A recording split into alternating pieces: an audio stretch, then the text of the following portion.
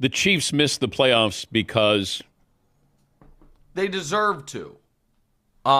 They a combination of things, man. It is they the playing in 3 straight Super Bowls and playing in 5 of the last 6 and 7 straight conference championship games, the more than extra season of football that they have played caught up to them to a degree. They were not great. In fact, they were awful. And as I said, those winning moments, those little things that determine so many pro football games.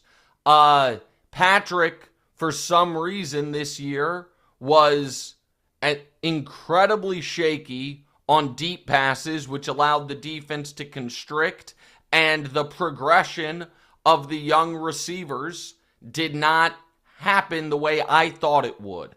They had no running game other than Patrick whatsoever, and they couldn't get a pass rush. And by the way, the special teams weren't that good. So, like, you add all that up, that's a bad team. Shut up, Brian.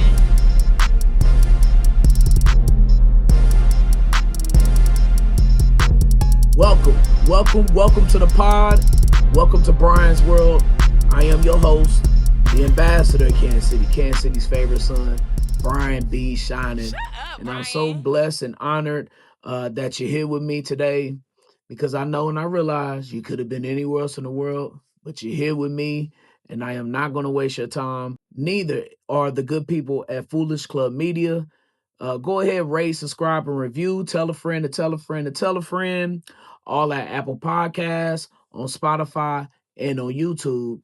And of course, speaking of YouTube, make sure you tap in to the Be Shining page on YouTube. So you can check out everything that's going on with Brian's World. Of course, it drops every single Wednesday right here on the YouTube channel, as well as my Hustle and Shine in the morning content, my beats, mixes, motivational minute, everything that I got going on with Brian B. Shining is right there on the Be Shining page on YouTube. This week on the pod, event session, I guess. I don't know. It was a season from hell. We'll talk about the ending of an era for this Chiefs team as we see it, as we know it. Some big decisions on deck. And then another thing I want to talk about with you guys is just being thankful for the past 7 to 8 years and kind of reminiscing on what we have, and more importantly, what it was like before Mahomes was here with the Chiefs. And then the game. I don't know what this dude talk about, but he believes in respectful cheating. I don't know. He brings up a good conversation that we got to talk about on the pod, as well as B Shine's best for week 16 and another fit check. Here's what I want to say on this front with the Kansas City Chiefs not making the playoffs, first time in the Mahomes era. You're going to miss them. You're going to miss the Kansas City Chiefs when the AFC playoffs are hitting. You're going to miss the buzz. You're going to miss the pizzazz. You're going to miss Mahomes versus fill in the blank. You're going to miss Mahomes versus fill in the blank with no time left. You're going to miss something. The AFC playoffs will have less juice to it without the Chiefs and Patrick Mahomes. And one day, all you Chiefs fatiguers out there, insane. Not exactly. all you Chiefs fatiguers out there will admit it. You might have to go higher register. League's more fun when the Chiefs are good. Look, people are happy about their downfall, but we got to see a generational talent. Yes. Rich, we got to see things in this decade that we've never seen before. And I can't wait to see how they're going to come back and make it happen again. So, what y'all want me to say? The first thing that comes to mind was the feeling I felt. Just not only losing the game, but losing Patrick. It was the most helpless feeling that I've felt since Andy Reid has been here. We haven't felt like that in a long time. A very long time. It was so familiar, and it felt dark and cold, even though it was 3 o'clock on a sunny, cold Sunday in Kansas City. It just, man, it was bad. Not a feeling that we're used to, thanks to Patrick Mahomes, Andy Reid, Travis Kelce, and Chris Jones. And y'all, I know the end when I see it. And what we saw was the ending of an era. It is what it is. I'm sure you've come to terms with it. Maybe you haven't. I don't know. But with Patrick Mahomes' injury, ACL, not sure he's going to be back for the beginning, at least for 2026. And even if he does come back next year, is he going to be the same? The first season is usually a little rough coming off an ACL or some type of injury like that. But you know, that's a question that's way later on down the timeline. There are other questions that need to be asked. The first thing I want to get to though is just really contextualizing what this team has been through. I mean, this season has been just one from just absolute wherever the devil takes a shit, wherever he at, that it's the deepest, darkest part of hell that this season has been in. And the weight of a dynasty, and it's not only this season, but it carried over from that Super Bowl.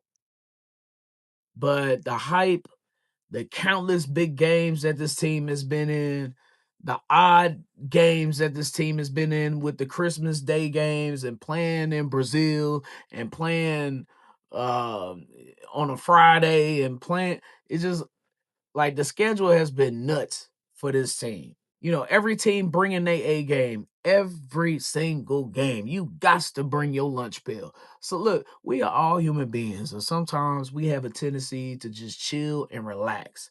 It's we are not computers, we are not machines. It's in our nature. But this team could never face a break, and I think that was the thing this year. It wasn't no cupcakes on the schedule. The Raiders game was a cupcake. Maybe the Commanders game was a cupcake too. Other than that, it ain't been no cupcakes for this team. Not this year. This to me, this schedule has been extremely hard, and it got harder as the season went on because a lot of these teams got better. We caught the Ravens at a good time, and we caught the Lions at a good time. Both were going through a lot of injuries. So okay, but we kind of dominated those teams still though, even us dealing with our own injuries, and we didn't have Rashee Rice. So just you got to bring your A game every single game, and that schedule was just brutal this year. And then you're dealing with the contracts of Mahomes, Jones, and Kelce, and you know, and now this is the ramifications of poor draft decisions and poor development of players on this team. There wasn't a repeat of the 2022 draft, not yet at least. And that's what extended this dynasty was in 22, hitting on Karlaftis and McDuffie and all the other Pacheco played well those first 2 years. Was what Jalen Watson was in that draft. I think what 7th round pick, Joshua Williams. Was Brian Cook in that draft? No, Brian Cook might have been 23. But regardless, the 22 draft for the Chiefs extended the dynasty.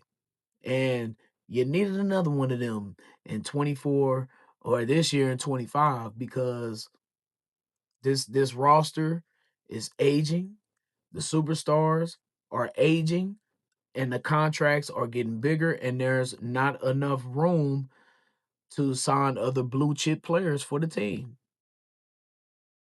So just I think the lack of overall roster development though is probably the biggest factor. And which all the reasons that I just said about, you know, you gotta cash in on these rookie contracts when these players are great coming out of the gate. That's why the draft is the lifeblood of the league. And I don't be understanding why people be wanting to hit free agency so hard. You can find your twos and fews in free agency, but you never want to be that team that's making multiple big signings every year in free agency. There's no continuity. It gets expensive. They get old quick. In the draft, you get them fresh out of college. You get players fresh out of college on cheap contracts, and they make their money when it's time for them to make their money. This is where that Patriot Way shit be coming in. They used to cut players because they was asking for top dollar at their positions. This is what the Chiefs had to do with Tyreek Hill. And you see what happened after the Chiefs traded Tyreek Hill, back-to-back Super Bowl titles. So, when you don't develop those players, when you don't have the talent, the young cheap talent to develop in your system to make a fourth and 5 Rashee Rice, to not miss tackles, not miss interceptions. When you have those young players that can make plays at a high level at a young age on a cheap contract, it evens out the Jones contract. It evens out the Mahomes contract. It kind of even. So you got high-end talent that's getting paid a bunch of money. You got high-end talent that's not. But the money evens out. The Chiefs got some decisions to make this year, boy. It's going to be a fun and very interesting offseason for our Kansas City Chiefs. But I want to get to Mahomes. What happens to next season?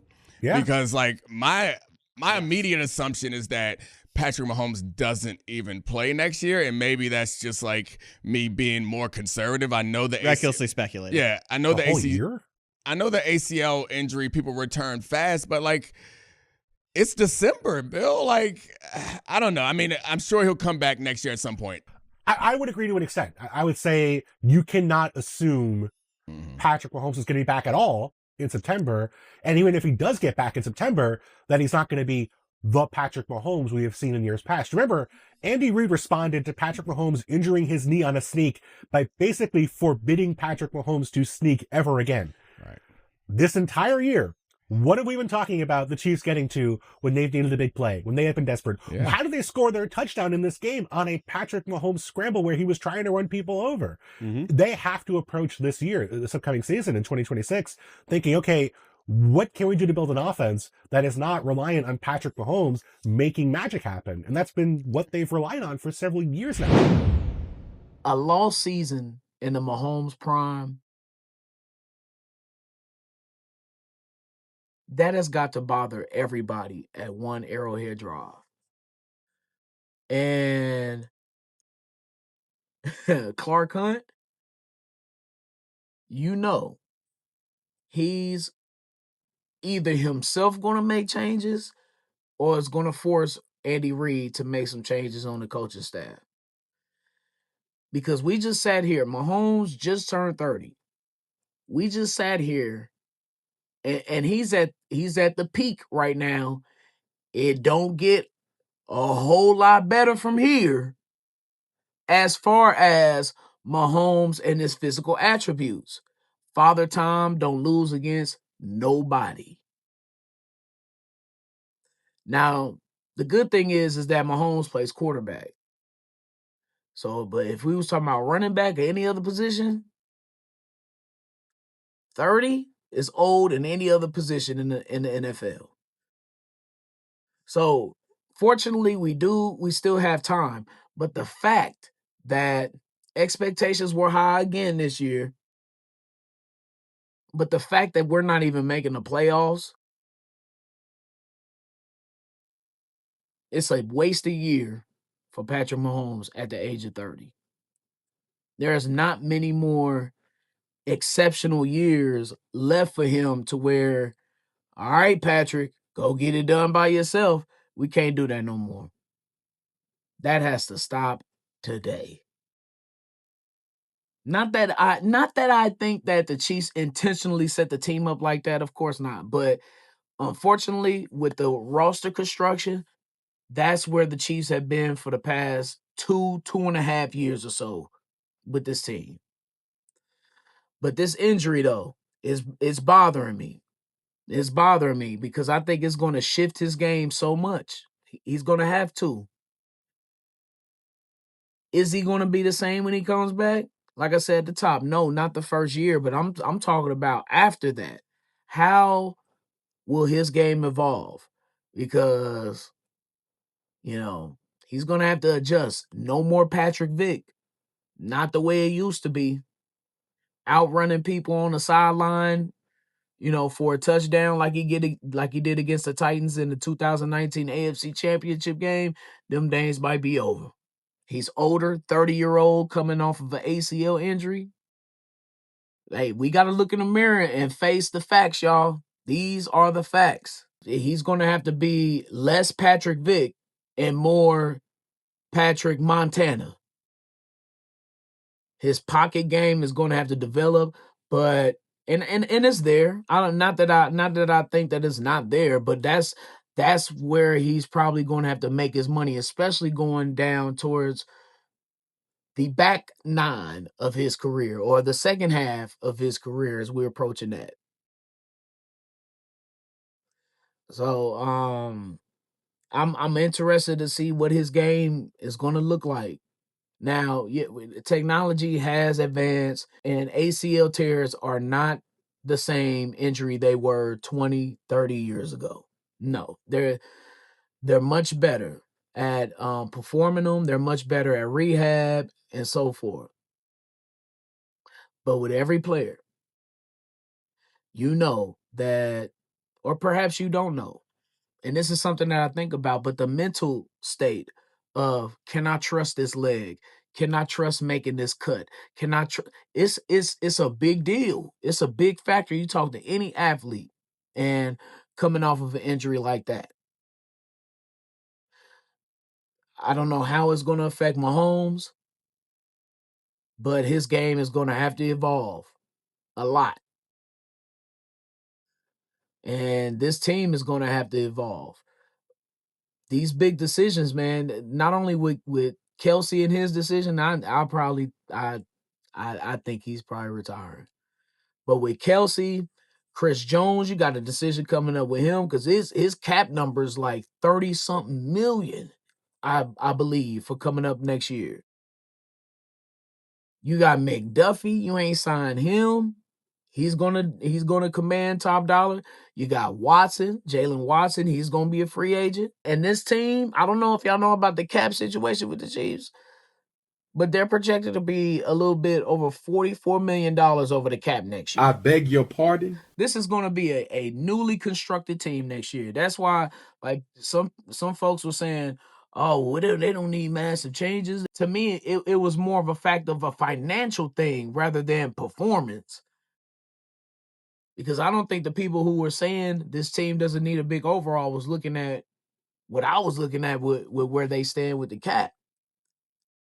So, and now you got, a Mahomes ACL, you got an aging roster, some big cuts, big trades probably coming on the way for this team. But something that's been in discussion has been Andy Reid's future.